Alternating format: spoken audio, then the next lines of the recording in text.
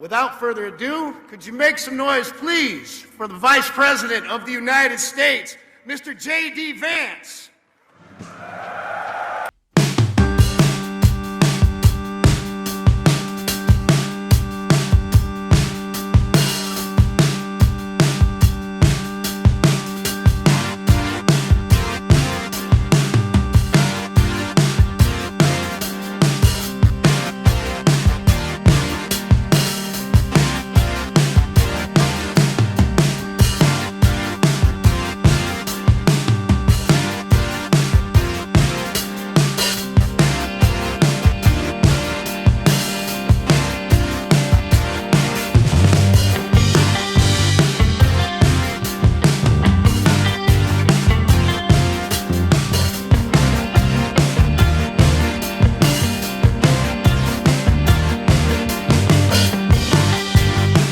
Fort Campbell, Kentucky, and let me just say,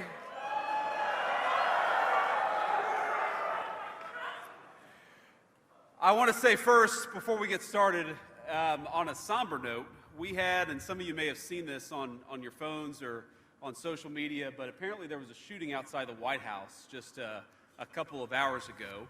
And we're still learning everything. We still don't know the motive. There's a lot that we haven't yet figured out, but what we do know is that a couple of National Guardsmen were injured in the line of duty. And first of all, I want everybody who's a person of faith to say a prayer for those two National Guardsmen, that they're able to spend Thanksgiving with their families instead of losing their lives, because I understand they're still in pretty tough condition. But I think it's a somber reminder that soldiers, whether they're active duty, reserve, or National Guard, our soldiers are the sword and the shield of the United States of America. And as a person who goes into work every single day in that building and knows that there are a lot of people who wear the uniform of the United States Army, let me just say very personally, thank them for what they're doing. We're grateful to them, and we're praying that they're going to be safe and they're going to spend Thanksgiving with their families. God bless them. Now, I'm going to talk a little bit about the business of the Army and about what you're doing and about why it's important to the United States of America and why we are proud of you, every single one of our soldiers here in Fort Campbell and all across the world. We have got some incredible guests here to honor this moment, to honor you, to say thanks to so many of you for spending time away from your families here this day before Thanksgiving. And I want to give just a few shout outs to some of our special guests before we get started. First of all, to General Travis McIntosh and Command Sergeant Major Charles Walker, thank you guys for leading this incredible facility, and thank you for serving in the United States Army and making us proud. Where are you guys? Please stand up and be recognized. Thank you all.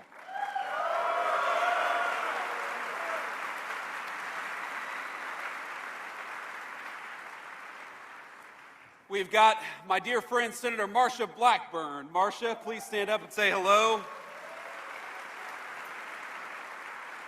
And we also have Congressman Rose. Where is Congressman Rose? Please stand up. Thank you, Congressman. It's good to see you.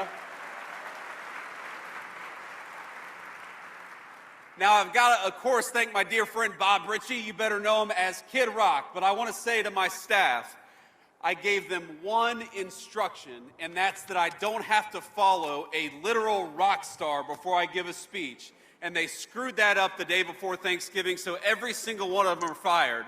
But thank you to Bob Ritchie, Kid Rock, because he's not just a great musician, he's not just a great American, he is a person who loves the soldiers of the United States Army, and we are proud and grateful for Kid Rock for being here today. I want to take another few moments and just say thanks to Major Josh Wilcox, Master Sergeant Aaron Duhacek, Mr. Jim Parks, Major Rob Wright, and every single soldier who made it possible for me to come and visit. Now, I won't say that the weather is cooperating because it's windy as hell and it is cold, man. It is cold up here. My staff told me to wear a jacket.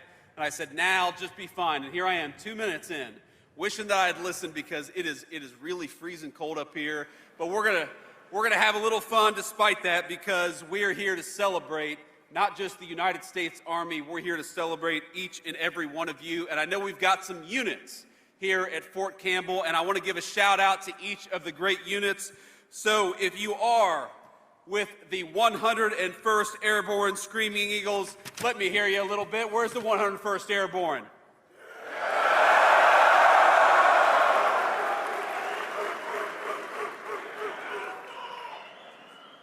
That was pretty damn good.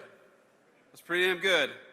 Let me say that the 101st Airborne is one of the proudest units in the entire United States Army for all warfighters everywhere. Everybody knows the prestige, everybody knows the professionalism, and everybody knows the greatness of the 101st Airborne. So when the nation calls on the 101st Airborne, you all execute. You make us proud, you kick the enemy's ass, and you come home safely, and that's exactly what we want our soldiers to do. We're honored. Somebody said, I agree. Thank you. I appreciate that endorsement. We're also honored to be here to welcome the men and women from the Strike and Destiny Brigades who just finished deployments in Europe and the Middle East. We're the Strike and Destiny Brigades. I want to say to those of you who are here for the first time back home in a few months, we're proud of you, we're grateful to you, and from the Vice President of the United States, welcome home. We also want to recognize the Legionnaires. Where we got some Legionnaires at?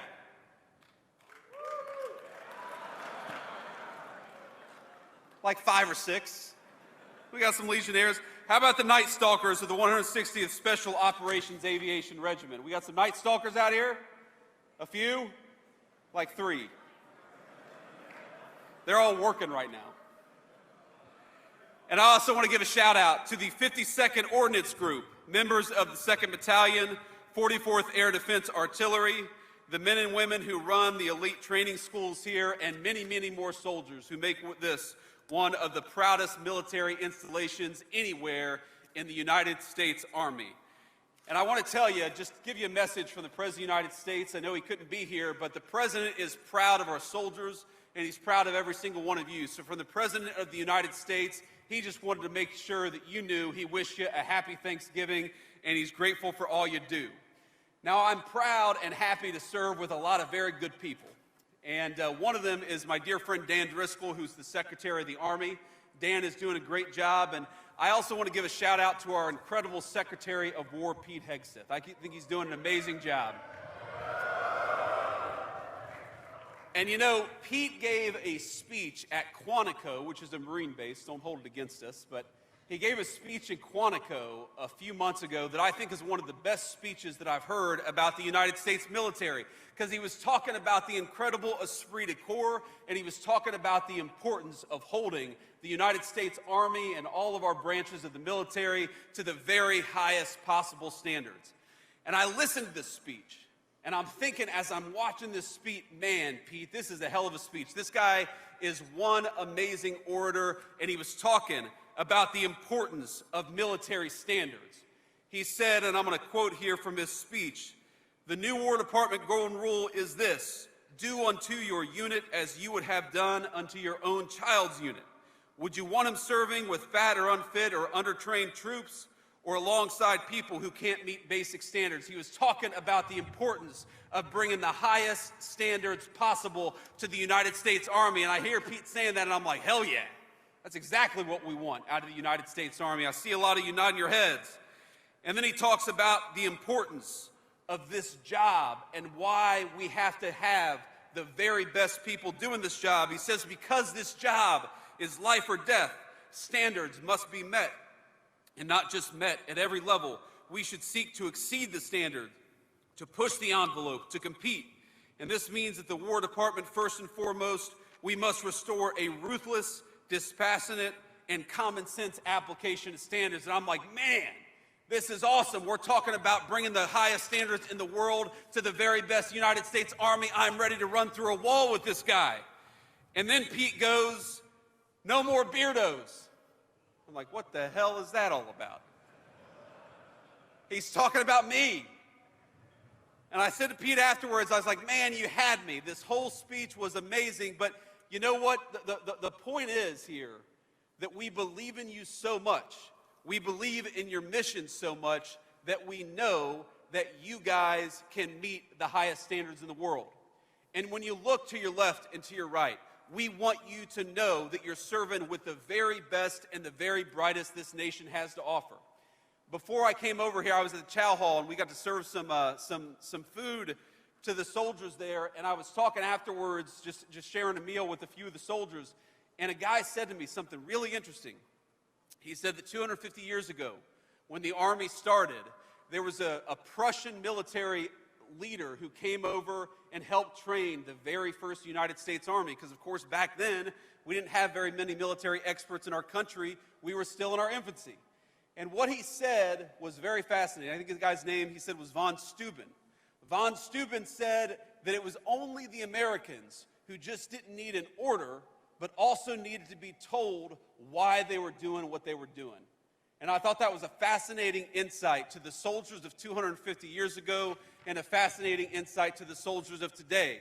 We don't just want people who mindlessly follow orders. We want people who think, because we know that the most powerful weapon in the United States arsenal, the most powerful weapon anywhere in the world, it's not a rifle, it's not a tank, it's not a helicopter or an airplane. The most dangerous and lethal weapon anywhere in the world is a United States soldier, and we're proud of you, and we're going to stand behind you every step of the way.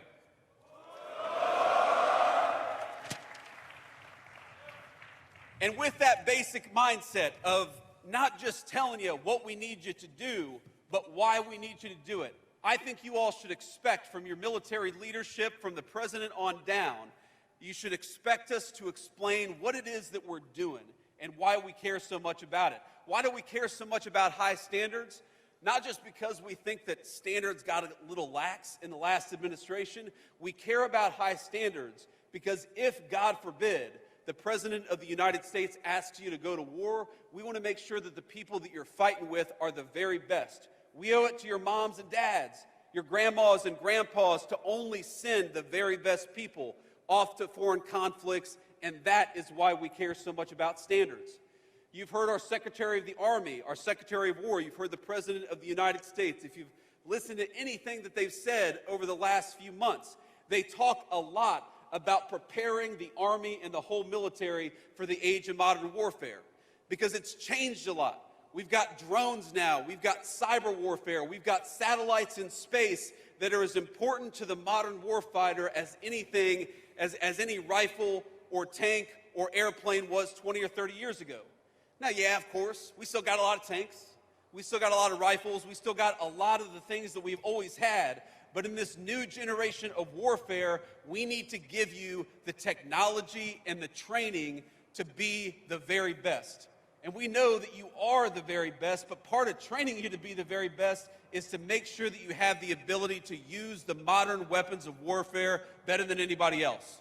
When we look at the battlefield of the future, when we look at the next war, God forbid, if we're called on to fight it, it is going to be, if anything, a war up here as much as any other conflict in the history of the world. If you look at what's going on in Russia or Ukraine, or you look at what's going on in some of our counterterrorism missions, or you look at what could happen in the future in the next military conflict, it's not going to be the war that we fought 20 years ago. It's going to be a much different war. And one of the things I want every single one of you to know is that the President of the United States has given us a very simple mission, that we have got to equip you with the resources, with the training, and with the equipment to win the battle of the future.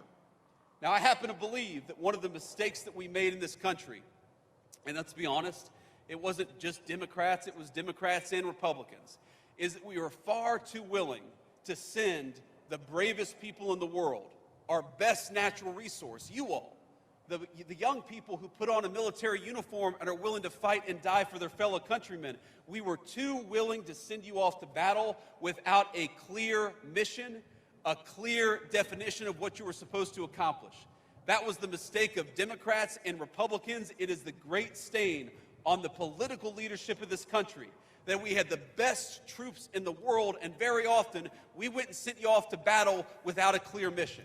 And that is something this president and this administration is never going to do. If we ask you to go off and do something, if we ask our soldiers to risk their lives to defend their countries, what I promise you is that we're only going to do it with a clear mission and clear guidelines. And we're going to give you the tools necessary, we're going to give you the resources necessary, and we're going to empower you to do a very simple thing, which is kick the enemy's ass and come home safely. That's what the United States wants from its soldiers, and that's what the President of the United States asks of each and every one of you. It's not that hard, but that's what you should demand of your political leadership. Just as you follow orders of the President of the United States, this president stands by you. And if he asks you to do something hard, it's only going to be for a very good reason. You know, one of the things that I love about Thanksgiving, it's probably my favorite American holiday. If you think about all the holidays that we celebrate, Thanksgiving is the most uniquely American holiday. You know, Christmas, of course, the birth of Jesus, all of these other holidays, they're very important. And I love Christmas as much as anybody. I've got 3 little kids.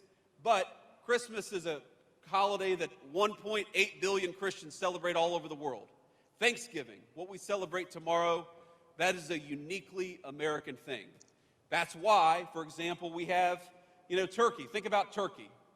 Who really likes, be honest with yourselves, who really likes turkey? You're all full of shit. Everybody who raised your hand. I know. Think about it. And here's how I know that every single one of you who raised your hand is lying to me. How many times do you roast an 18-pound turkey just randomly? Just, a nice summer afternoon, we're going to go get an 18-pound turkey. Nobody does it because turkey doesn't actually taste that good. But on Thanksgiving, on the most American holiday, I got a fan over here, on the most American holiday, we're going to cook a turkey, by God, because that's what Americans do. We cook this gigantic American bird, and we do all kinds of crazy things to make it taste good. I talked to a soldier today who she said she's going to deep fry a turkey, and I'm actually going to deep fry a turkey myself tomorrow. And look, here's the thing. If you've got to deep fry something to make it taste good, it probably isn't that good. That's a pretty good rule of thumb when it comes to food. Chicken is good all the time. Chicken is good when you deep fry it, but it's also good outside of it. But here's the thing about Thanksgiving. It is so American because at the heart of it is the spirit of gratitude. And I know that every single one of you has something tomorrow to be very thankful for and to be grateful for. And that's what I think, really separates. People ask me all the time for advice. And the only piece of advice I can ever give that I think is true for every single person in every circumstance is that the happiest people that I've ever met, the most successful people that I've ever met, they live their life with a spirit of gratitude. They recognize that they would not be there but for the grace of God and a lot of great people in their lives. And so if I may, as your vice president, that's the one piece of advice I want to give to you on this day before Thanksgiving is to live your life in the United States Army, to live your life everywhere with a spirit of gratitude, to recognize that you wouldn't be wearing that uniform were it not for somebody in your life who loved you and cared for you, that you wouldn't have this incredible opportunity to serve the United States. And yes, it's tough. And yes, it's a life of sacrifice. But I happen to believe that the life of service and sacrifice is the greatest blessing that we have in this room today. Because what an amazing country it is that takes people from all walks of life and makes them part of the same United States Army, the same sword and shield for the American people, the same organization that for 250 years has kept us safe. So tomorrow, I'm thankful for a lot. I'm thankful for my beautiful wife and our 3 beautiful kids. I'm thankful to have the opportunity to serve as Vice President of the United States of America. I'm thankful for my family. I'm thankful to Almighty God for the incredible blessings that He's given this country and also He's given to me personally. But one of the things at the very top of the list that I'm thankful for is the United States Army and for the people in this room.